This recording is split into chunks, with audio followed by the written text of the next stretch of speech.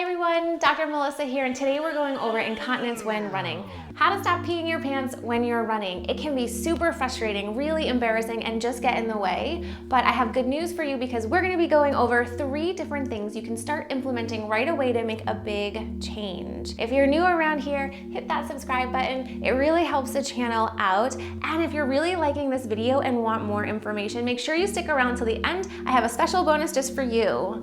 All right, go grab those sneakers and let's do this.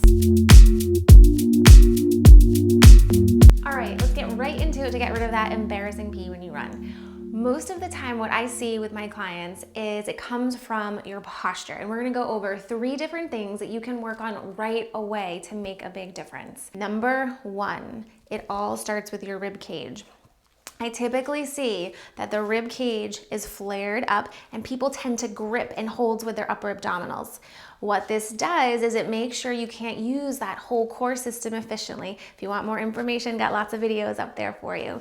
But that rib cage, we wanna make sure it's not flared up. So tip number 1 is just dropping that rib cage down. When you drop your rib cage down, you're put at a much better advantage to use your whole core system and have that stability and strength. So practice dropping the rib cage. It's not slouching, it's going from here, and we're just cinching and dropping that down. Tip number 2, you wanna work on leaning forward from your ankles. What I see a lot of the time is that leaning back, your shoulders are way back, your bums are tucked underneath, and what happens when your butts are tucked underneath is that you can't efficiently use your glutes, and that is your powerhouse for running. Making sure you have this lean forward coming from your ankles. We've already worked on dropping that rib cage down a little bit, and then that slight shifting forward, we're now able to use our whole core system more efficiently and now able to powerhouse and use those glutes more efficiently. The other thing, when you're way back here, when you're running, you're gonna land with your foot way out in front of your center of gravity. That puts a lot more stress and load through your system, which can lead to that leaking. When you're leaning forward from your ankles, and it's not a hinging at the hips, not running around like this. You wanna make sure you have that slight lean from the ankles. When you do that, you're gonna be landing with your foot more under your center of gravity. That's more efficient, and you're not putting as much stress through your body, able to use this whole core system. So make sure we've got the rib cage dropped, we're leaning forward from our ankles.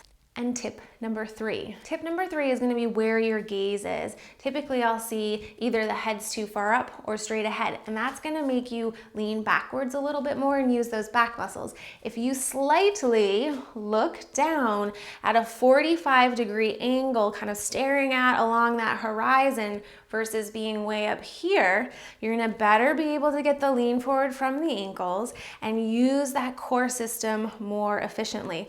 Also, if you've had hip pain or back pain, or I've also seen if you've had that stitch in your side, that slight gaze looking down helps with dropping that rib cage, and then we can use that core much more efficiently. All right, now I'm gonna show you a couple of exercises that you can start implementing the tips we just chatted about.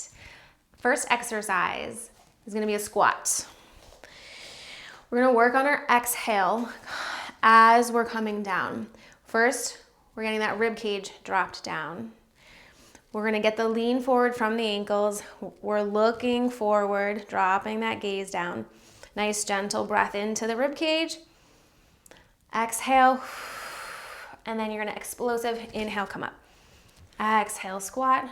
Inhale, come up. Careful not to overarch through your back. And you're emphasizing that exhale as you're moving in and out. All right, once you get those squats down and you've been practicing those, you can start to increase the load a little bit more. We're gonna take our left leg, you're going to step the left leg back and bring it up.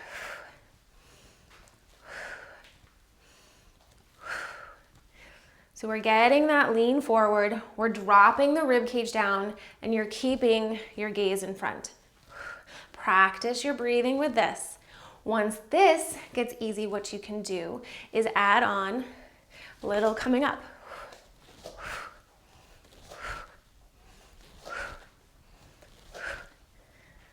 Good. And it's just slowly building up with those exercises over time to practice using this system. Next exercise I have for you is going to be a plank. We're going to start with the planks on the ground and then build our way up. So you're coming into a plank. Got that rib cage drop. We're pressing through our heels. Head is lifted up. Nice gentle breath in. Then you're going to exhale, hop out. Keep using your breath.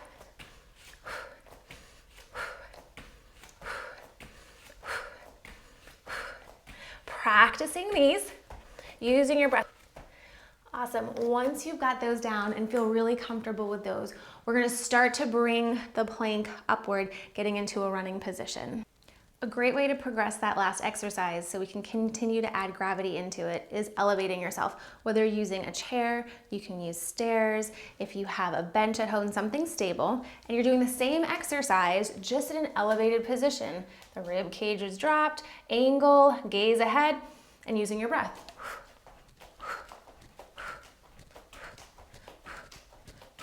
Keep building up the load with those exercises, practicing the 3 things we talked about with your posture, incorporating that breathing, and get to it. I hope you enjoyed those 3 tips to help with incontinence when running. I would love to know down below in the comments which one you found most helpful. And as promised, make sure you check out the link down below to continue learning more information like this in my free masterclass. Until next time, namaste.